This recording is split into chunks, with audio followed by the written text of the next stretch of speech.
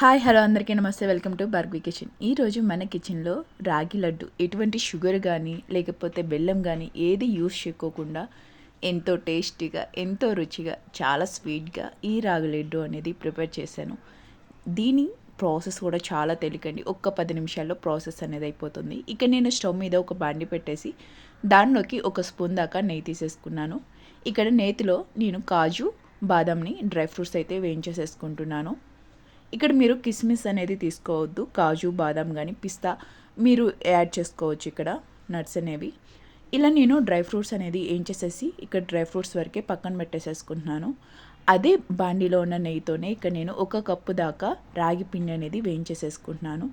ఇప్పుడు రాగి పిండికి మనం ఇక్కడ లో ఫ్లేమ్లో పెట్టేసేసుకుని ఒక్క 4 మినిట్స్ అనేది చక్కగా మనం ఇక్కడ వేయించేసేసుకోవాలండి. రాగి పిండిలో ఉండే పచ్చి వాసన పోయి చక్కగా మనకి రాగి పిండి అనేది ఒక 2-3 మినిట్స్ అనేది రాగి పిండి వేగాక రాగి పిండిలో ఉండే పచ్చివాసన పోతుంది కదా. దాని తర్వాత రాగి పిండికి చాలా మంచి స్మెల్తో రాగి పిండి అనేది వేగుతుంది.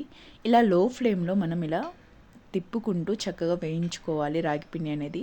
ఏమాత్రం మీరు అశ్రద్ధగా చేసినా రాగి పిండి అనేది కింద సైడ్ అనేది మాడిపోతుంది.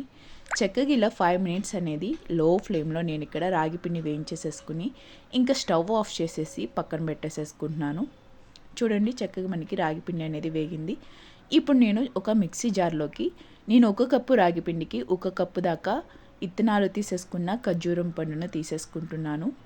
ఇలా ఖర్జూరంని వేసేటప్పుడు ఒక్కసారే కాకుండా చక్కగా విడిలిచ్చి మనం వేయించుకోవటం వల్ల మిక్సీ జార్లో మనకి గ్రైండ్ చేసుకునేటప్పుడు పర్ఫెక్ట్గా ఉంటుంది. దీనిలోనే నేను 4 యాలకులు కూడా తీసేసుకుని గ్రైండ్ చేసేసుకున్నాను.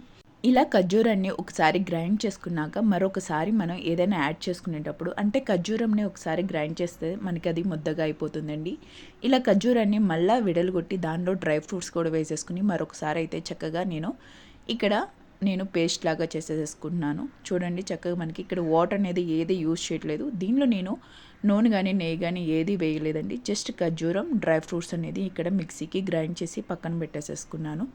ఇప్పుడు ఇందాక మనం చక్కగా వేయించేసేసుకున్న రాగి పిండిలోకి నేను గ్రైండ్ చేసుకున్న ఈ ఖర్జూరం మిశ్రమాన్ని అయితే తీసేసుకుంటున్నాను. మీకు డ్రై ఫ్రూట్స్ కనుక సరిగ్గా నలగకపోతే మరొకసారి అనేది గ్రైండ్ చేసుకుంటే చక్కగా మనకి డ్రై ఫ్రూట్స్ అనేది చక్కగా మెత్తగా నలిగిపోతాయండి.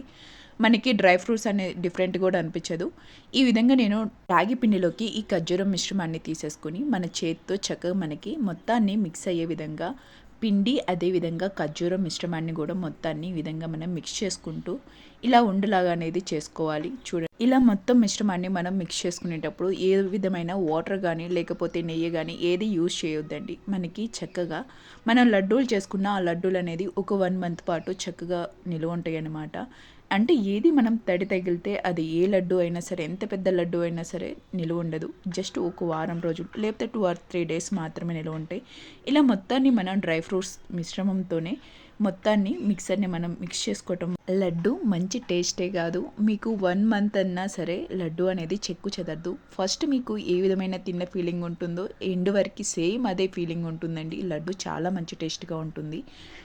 మాకు ఇంకా సరిపోలేదు, మాకు ఇంకా కొంచెం తేమ కావాలి అని అనుకున్నారనుకోండి, ఇంకొంచెం ఖర్జూరకాయ మిశ్రమాన్ని మరొకసారి అనేది మిక్సీకి వేసేసుకుని మరొకసారి దీనిలో యాడ్ చేసేసుకోండి.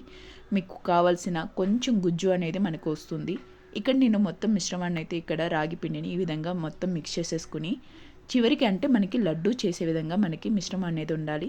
సో ఈ విధంగా మనకి ప్యాటర్న్ వచ్చాక దీన్ని అయితే ఇక్కడ కొంచెం చేతికి కొంచెం పిండిని తీసుకుంటూ లడ్డు మనకి చేతికి ఈ విధంగా అయితే చక్కగా మనకి లడ్డూలు అనేవి చక్కగా మనం ఈ విధంగా ప్రిపేర్ చేసుకోవచ్చండి. దీనికి నేను ఒక చిన్న డ్రై ఫ్రూట్స్ అనేది మనం కాజు వేయించుకున్నాం కదా, ఆ కాజు వేయించుకున్న కాజులో కొన్ని కాజూస్ అనేది పక్కన పెట్టేసేసుకుని ఈ విధంగా నేను పైన అనేది కొంచెం డెకరేషన్ కోసం అని చెప్పి పెట్టాను.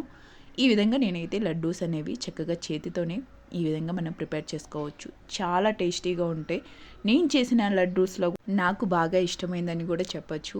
అంటే ఇక నేను ఏ షుగర్ కానీ ఏ బెల్లం కానీ ఏది యూజ్ చేయలేదు. మొత్తం ఇక్కడ డ్రై ఫ్రూట్స్ ఓన్లీ ఖర్జూరం ఇక్కడ రాగి పిండితోనే యూజ్ చేశాను కాబట్టి అది ఐరన్ పిల్లలకే కాదు పెద్దవాళ్ళకి కూడా హెల్త్కి చాలా మంచిది. డెఫినెట్గా మరి మీరు ట్రై చేసి మరి మీకు ఏ విధంగా వచ్చిందో నాకైతే కామెంట్ చేయండి. ట్రై చేస్తే కామెంట్ చేయటం మర్చిపోవద్దు. Thanks for watching. Thank you so much. Please like, share and subscribe.